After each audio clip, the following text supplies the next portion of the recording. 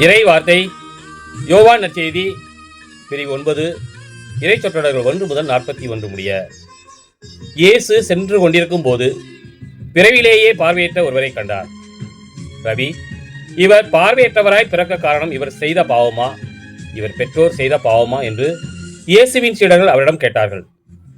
அவர் மறுமொழியாக, இவர் செய்த பாவமும் அல்ல, இவர் பெற்றோர் செய்த பாவமும் அல்ல. கடவுளின் செயல் இவர் வழியாக வெளிப்படுத்தும் பொருட்டே இப்படி பிறந்தார். பகலாய் இருக்கும் வரை என்னை அனுப்பியவரின் செயலை நாம் செய்ய வேண்டியிருக்கிறது. இரவு வருகிறது, அப்போது யாரும் செயலாற்ற இயலாது. நான் உலகில் இருக்கும் வரை நானே உலகின் ஒளி என்றார்.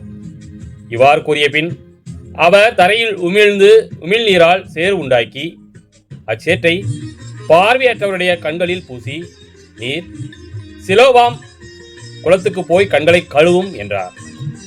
சிலோவாம் என்பதற்கு அனுப்பப்பட்டவர் என்பது பொருள். அவர் போய் கழுவி பார்வை பற்றி திரும்பி வந்தார். அக்கம் பக்கத்தாரும் அவர் பிச்சை எடுத்துக் கொண்டிருந்ததை முன்பு பார்த்திருந்தோரும், இங்கே அமர்ந்து பிச்சை எடுத்துக் கொண்டிருந்தவர் இவர் அல்லவா என்று பேசிக் கொண்டனர். சிலர் அவரே என்றனர். வேறு சிலர் அவர் அல்ல, அவரை போல் இவரும் இருக்கிறார் என்றனர். ஆனால் பார்வை பெற்றவர் நான் தான் அவன் என்றார். அவர்கள், உமக்கு எப்படி பார்வை கிடைத்தது என்று அவரிடம் கேட்டார்கள். அவர் அவர்களை பார்த்து, இயேசு எனப்படும் மனிதர் சேறு உண்டாக்கி என் கண்களில் பூசி சிலோவாம் குளத்துக்கு போய் கண்களை கழுவும் என்றார். நானும் போய் கழுவினேன், பார்வை கிடைத்தது என்றார். அவர் எங்கே என்று அவர்கள் கேட்டார்கள். பார்வை பெற்றவர் எனக்கு தெரியாது என்றார். முன்பு பார்வையற்றவராய் இருந்த அவரை அவர்கள் பரிசேயரிடம் கூட்டி வந்தார்கள். இயேசு சேறு உண்டாக்கி அவரை பார்வை அளித்த நாள் ஓர் ஓய்வு நாள். எனவே எப்படி பார்வை பெற்றாய் என்னும் அதே கேள்வியை பரிசேயரும் கேட்டனர். அதற்கு அவர், இயேசு என் கண்களில் சேறு பூசினார், பின் நான் கண்களை கழுவினேன், இப்போது என்னால் பார்க்க முடிகிறது என்றார். பரிசேயர்கள் சிலர், ஓய்வு நாள் சட்டத்தை கடைபிடிக்காத இந்த ஆள் கடவுளிடமிருந்து வந்திருக்க முடியாது என்று பேசிக் கொண்டனர். ஆனால் வேறு சிலர், பாவியான ஒரு மனிதரால் இத்தகைய அடையாளங்களை செய்ய இயலுமா என்று கேட்டனர். இவ்வாறு அவர்களிடையே பிளவு ஏற்பட்டது. அவர்கள் பார்வையற்றவரிடத்தில் உனக்கு பார்வை அளித்த அந்த ஆளை குறித்து நீ என்ன சொல்கிறாய் என்று மீண்டும் கேட்டனர். அவர் ஒரு இறைவாக்கினர் என்றார் பார்வை பெற்றவர். அவர் பார்வையிட்டிருந்த இப்போது பார்வை பெற்றுள்ளார் என்பதை அவருடைய பெற்றோரை கூப்பிட்டு கேட்கும் வரை யூதர்கள் நம்பவில்லை. பிறவிலேயே பார்வையிட்டிருந்தான் என நீங்கள் கூறும் உங்கள் மகன் இவன்தானா? இப்போது இவனுக்கு எப்படி கண் தெரிகிறது என்று கேட்டார்கள். அவருடைய பெற்றோர் மறுமொழியாக, இவன் எங்களுடைய மகன்தான், இவன் பிறவிலேயே பார்வையற்றவன் தான். ஆனால் இப்போது எப்படி அவனுக்கு கண் தெரிகிறது என்பதை யார் அவனுக்கு பார்வை அளித்தார் என்பதோ எங்களுக்கு தெரியாது. அவனிடமே கேளுங்கள், அவன் வயது வந்தவன்தானே, நடந்ததை அவனே சொல்லட்டும் என்றனர். யூதர்களுக்கு அஞ்சியதால் தான் அவருடைய பெற்றோர் இப்படி கூறினர். ஏனெனில் இயேசுவை மெசியாவாக ஏற்றுக்கொள்ளும் எவரையும் தொழுகை கூடத்திலிருந்து விலக்கிவிட வேண்டும் என்று யூதர்கள் ஏற்கனவே தங்களிடையே உடன்பாடு செய்திருந்தார்கள்.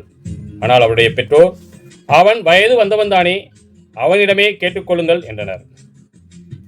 பார்வையற்றிருந்தவரை யூதர்கள் 2ஆம் முறையாக கூப்பிட்டு அவனிடம், உண்மையை சொல்லி கடவுளை மாட்சிப்படுத்து, இம்மனிதன் ஒரு பாவி என்பது எங்களுக்கு தெரியும் என்றனர்.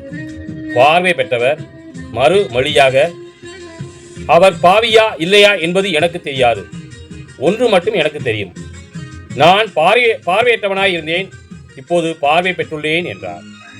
அவர்கள் அவனிடம், அவன் உனக்கு என்ன செய்தான், எப்படி பார்வை அளித்தான் என்று கேட்டார்கள். அவர் மறுமொழியாக, ஏற்கனவே நான் உங்களிடம் சொன்னேன், அப்போது நீங்கள் கேட்கவில்லை, இப்போது மீண்டும் ஏன் கேட்கிறீர்கள், ஏன் கேட்க விரும்புகிறீர்கள்? ஒருவேளை நீங்களும் அவருடைய சீடர்களாக விரும்புகிறீர்களா என்று கேட்டார்.